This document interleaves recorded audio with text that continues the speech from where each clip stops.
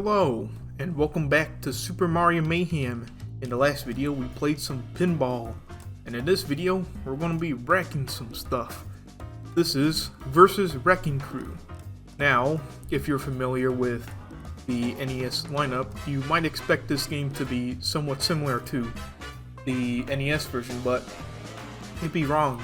If you might have noticed, we haven't even gotten to the NES version. That's because the NES version came out in '85. And this one came out in '84, so technically this came before the NES version. And unlike the NES version, this is not a puzzle-oriented game.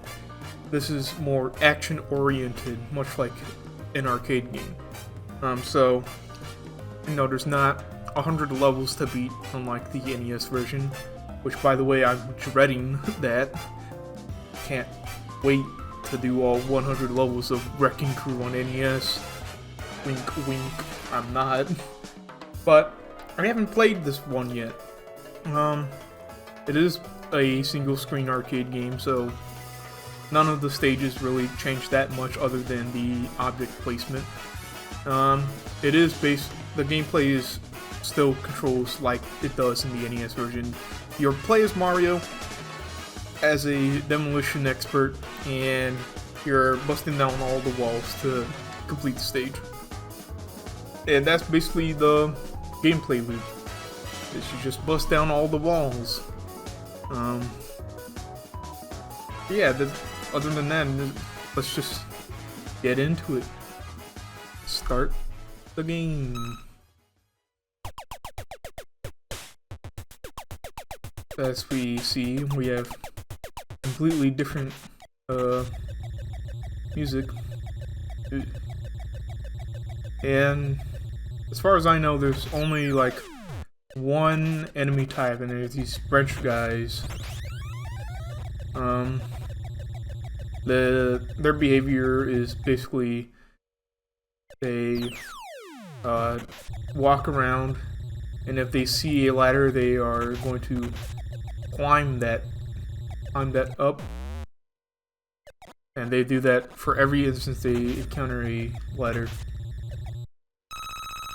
And you might notice that guy in the background. That's supposed to be Luigi, because this is one of those versus system games that has two screens for competitive two-player, hence the versus name tag. He basically functions as kind of like Foreman Spike, where he could bust down the walls behind you and knock you down, but you can also knock him down. Yikes.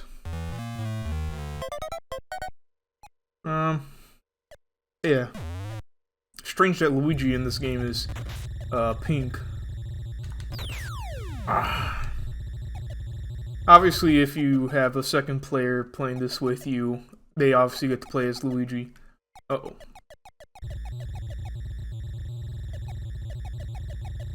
Scary thing about these wrenches is that if you are not careful, you could have two of them going completely opposite directions, and you basically get cornered. But it's not so just yet. I did a quick play test to see how it plays out, and it is basically just like the NES version.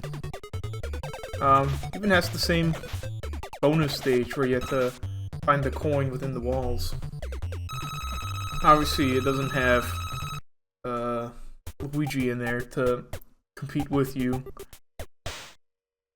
Oh, bombs. Yeah.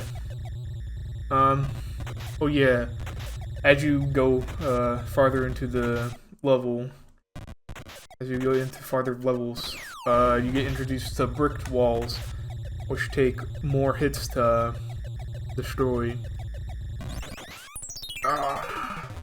Dang. Alright, try that again.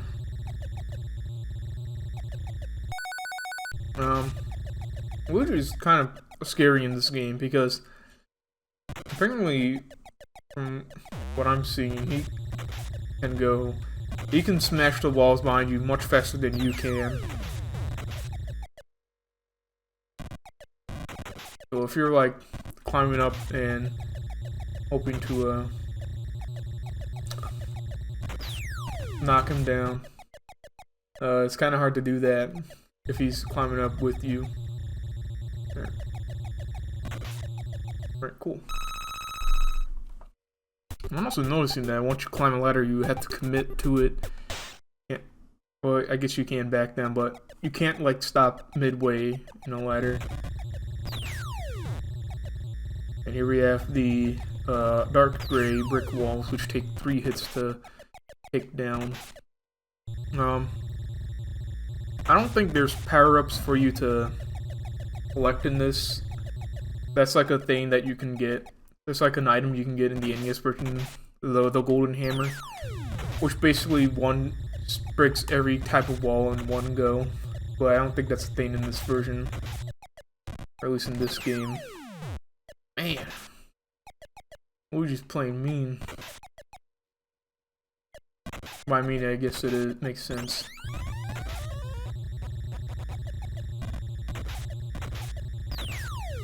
But if I just, you know, break the wall before he does, then be no problem.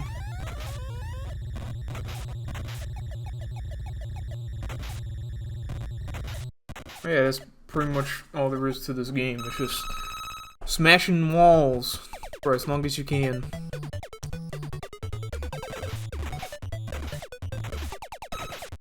Found the coin. Sweet.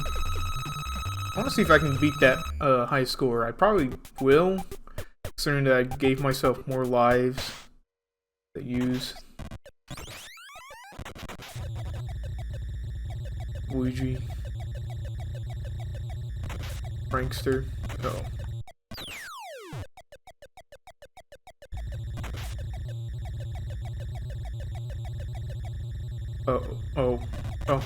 Oh, I thought I was screwed there. Did I just get another 1-up? Oh, that's... I got scared of a wrench that was in the background. You can use these doors that are like within the levels to send enemies to the other side of the screen. I guess that's how this is like formatted. I'm screwed. There's the moment where I didn't play my cards right, and I got trapped between 2 wrenches going in opposite directions.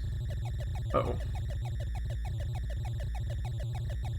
Yeah, this game can get pretty hectic, especially in the NES version.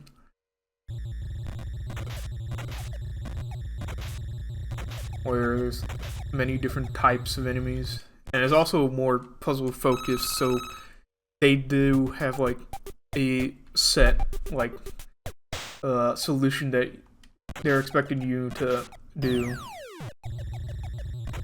But not in this game. There's always a ladder to get you to the next floor, between floors. So it's okay to break all the breakable ladders. Alright.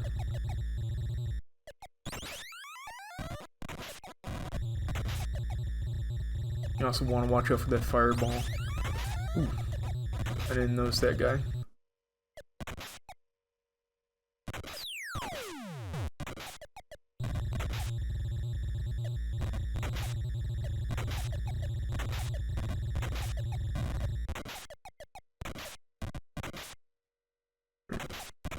Get that guy over there. Like this before that guy climbs down it. And there we go. It's kind of easy, actually. Which, again, might be because I have more lives than what an arcade operator would put on there. Well, you know. I've never played this... Again, I've never played this before. But I have played Wrecking Crew on NES before. I didn't see that guy coming. I guess there are 2 types of these wrench guys. I'm assuming the purple ones are more aggressive.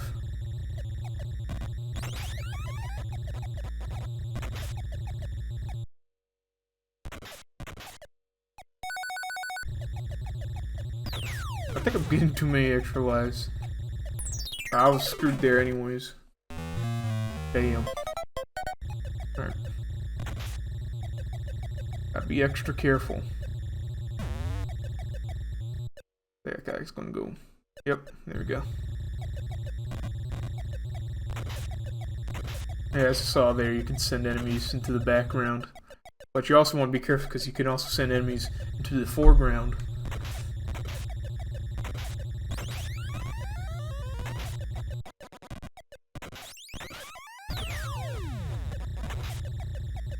Yikes.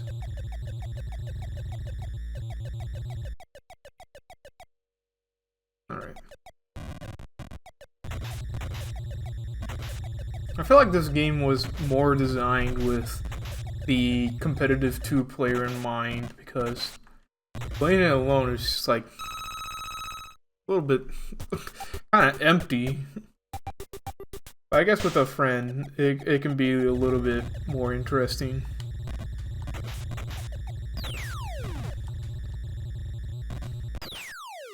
So I can imagine like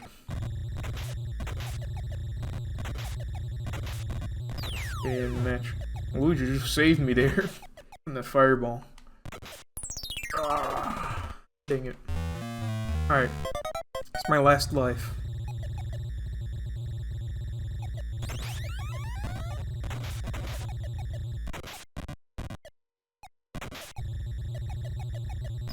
Ah. Oh my god. Luigi just killed me there. Unintentionally. That was all Luigi's doing. Alright.